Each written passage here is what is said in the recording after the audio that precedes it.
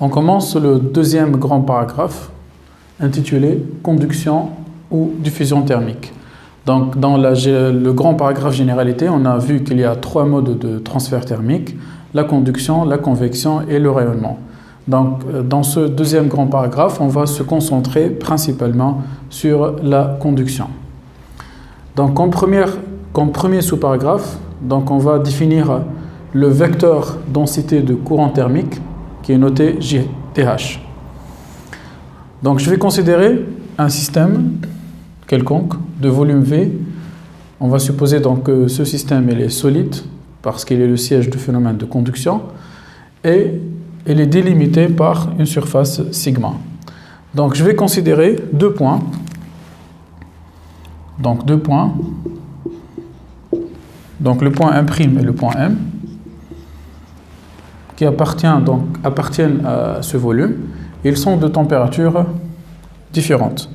Donc, on va supposer que T' est inférieur à T. Donc, T', c'est la température au voisinage, au point M, exactement.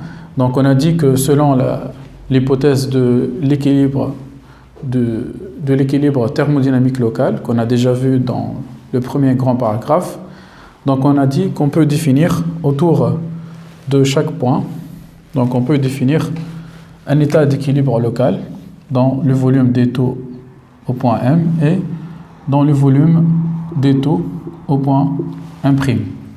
Donc on suppose ici que la région autour de M', elle est plus froide que celle autour de point M. Donc il y a un gradient de température. Donc on sait que le gradient il est dirigé vers les températures croissantes, c'est-à-dire il est dirigé de point M' vers le point M. Et on sait aussi, selon ce qu'on a vu dans l'introduction, que selon le deuxième principe de la thermodynamique, la chaleur va se propager dans le sens contraire, c'est-à-dire des régions les plus chaudes vers les régions les plus froides. Donc ça, c'est le sens de déplacement de flux thermique. Voilà. Donc le flux thermique a été défini déjà dans le grand 1, c'était dans le paragraphe grand 1, 2. Et ce flux thermique, il montre en fait le passage d'un courant énergétique.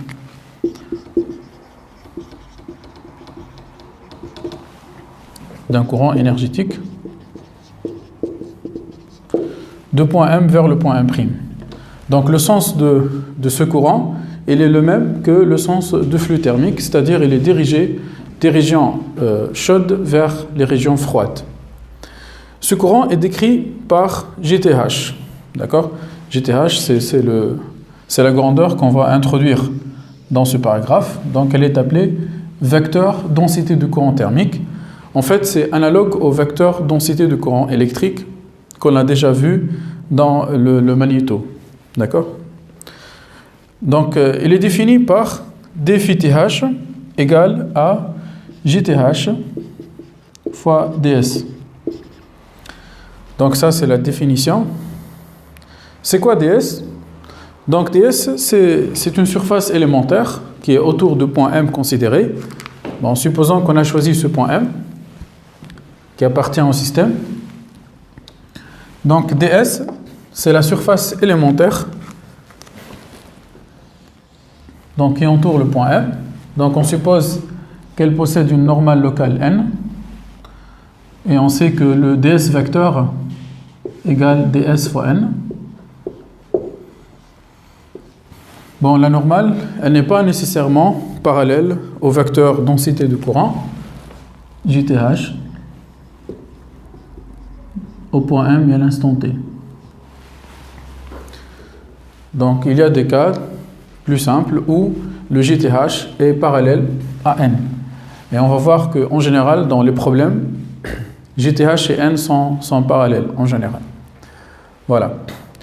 Donc, dφTH, selon la définition ici, va s'écrire donc JTH fois NDS.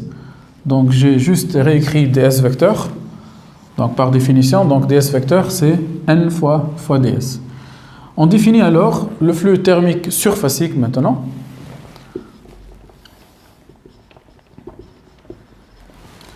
Donc on définit le flux thermique surfacique. Donc ce flux, il est dans le sens de N, d'accord?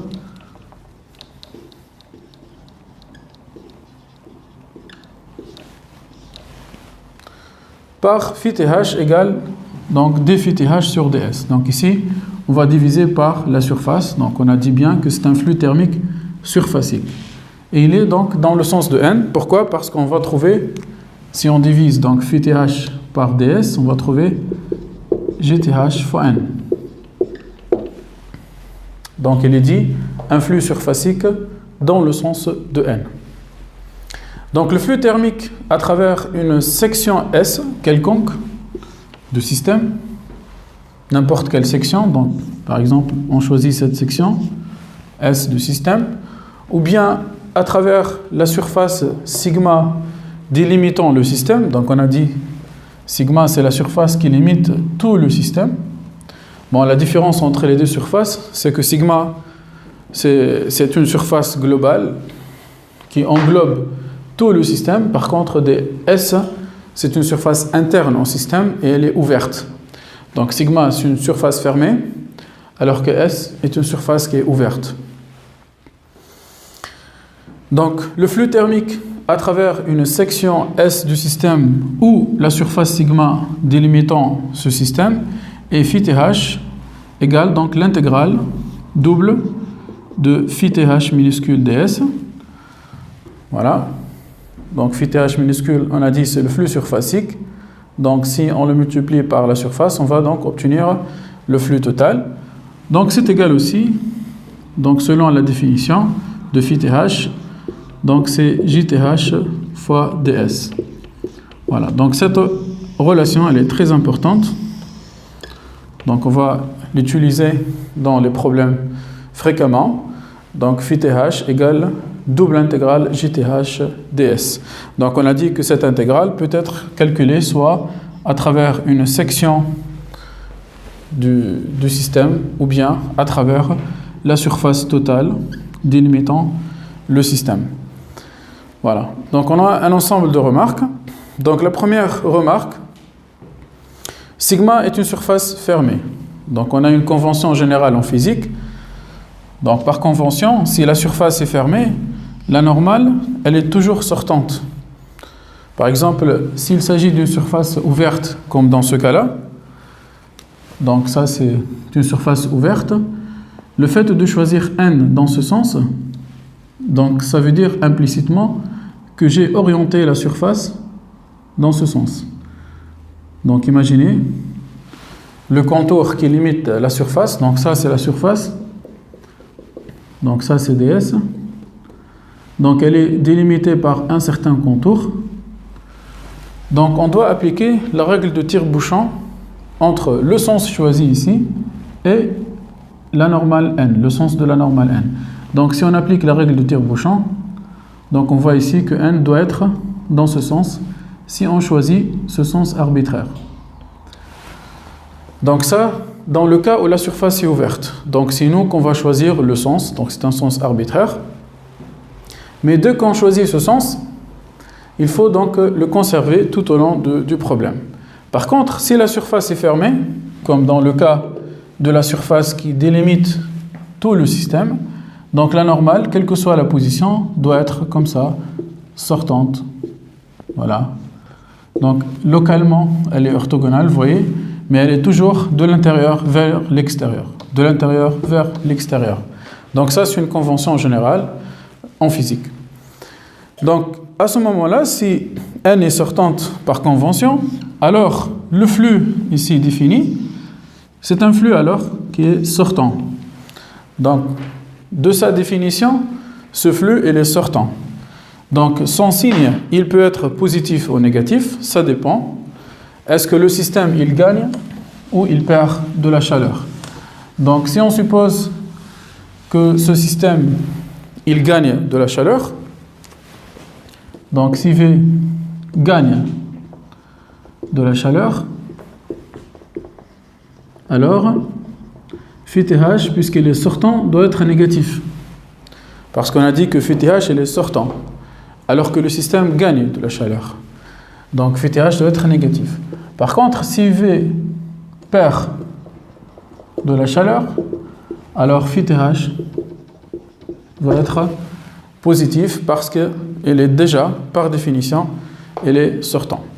Donc ça, c'est la première remarque. Une deuxième remarque. Donc vous voyez que le nom déjà de cette grandeur JTH, on l'a appelé vecteur densité de courant. Et ça, c'est déjà défini en magnéto. On dit vecteur densité de courant électrique. Donc c'est clair qu'il y a une analogie. Donc deuxième remarque. Donc il existe une analogie entre les deux courants. Entre le JTH, le vecteur densité de courant thermique, et JC, qui a été défini en électromagnétisme, c'est le vecteur densité de courant électrique. Donc ça, c'est un courant électrique. Et automatiquement, on peut en déduire une autre analogie. Donc parce que JTH, il est lié à phi-TH par la relation phi-TH égale double intégrale JTH ds. Et on sait aussi que en électromagnétisme, on a la relation I égale double intégrale JC ds. Donc je rappelle que I, c'est en fait l'intensité du courant électrique. Donc on peut en déduire à ce moment l'analogie entre deux nouvelles grandeurs, deux grandeurs, donc c'est pas nouvelle, mais c'est deux grandeurs. Donc il y a une analogie entre ces deux grandeurs, le flux thermique et l'intensité de courant. On peut voir cette analogie autrement, parce que on sait aussi que l'intensité de courant, c'est delta Q sur dt. Donc parfois on écrit delta Q sur dt, parfois on écrit dQ sur dt. Voilà. Donc je rappelle que Q, ça c'est la charge. Et on a écrit dans le grand paragraphe numéro 1 que phi-TH par définition c'est delta Q sur dt. Donc on voit encore une fois l'analogie entre les deux grandeurs. Vous voyez, donc ici, le flux thermique, c'est un débit de chaleur. D'accord? Donc c'est la variation de chaleur au cours du temps. Et l'intensité de courant, c'est un débit de charge. Donc on peut aussi en déduire une nouvelle analogie entre la charge et la quantité de chaleur. En fait, toutes ces analogies, on va le voir dans un résumé, dans un paragraphe dédié à cette partie, à cette analogie.